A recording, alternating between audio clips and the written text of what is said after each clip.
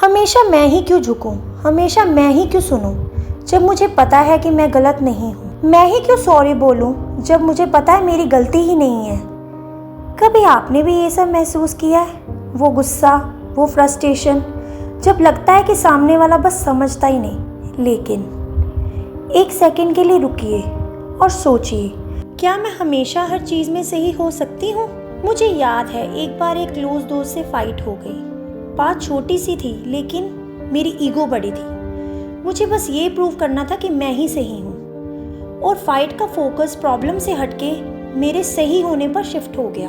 उस दिन मुझे समझ आया, हम अक्सर आर्ग्यूमेंट किसी प्रॉब्लम को सॉल्व करने के लिए नहीं, बल्कि सिर्फ अपने आप को सही साबित करने के लिए करते हैं। और तब मार्क मैनसन की एक लाइन ने झटका दिया, Admitting you are wrong is the first step towards being right। Mark कहता है कि certainty is a problem। अब ये certainty होता क्या है? certainty का मतलब होता है एकदम पक्का विश्वास कि मुझे सब कुछ पता है, मैं ही सही हूँ और मेरी सोच कभी गलत हो ही नहीं सकती। लेकिन जब तुम्हें लगता है कि तुम सब कुछ जानते हो, तब तुम सीखना बंद कर देते हो। मुझे लगता है बचपन में लाइफ सिंपल इसलिए थी क्योंकि हमें ज़्यादा कुछ पता नहीं होता था। हम खुल के जीते थे, डर कम होता था, जो मन करता था वही कर लेते थे। लेकिन जैसे जैसे हम बड़े होते गए, हमें दुनिया के रूल समझ आने लगे और हम ओवरली कॉन्शियस होने लगे।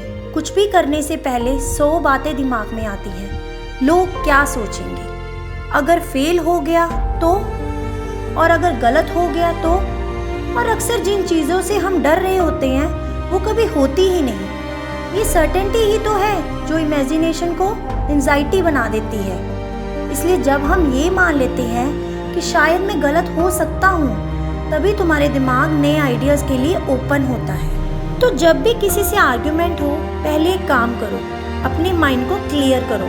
I will respond not react. क्योंकि जब हम रिएक्ट करते हैं हम इम्पल्स में बोलते हैं, जब हम रिस्पॉन्ड करते हैं हम समझ के जवाब देते हैं।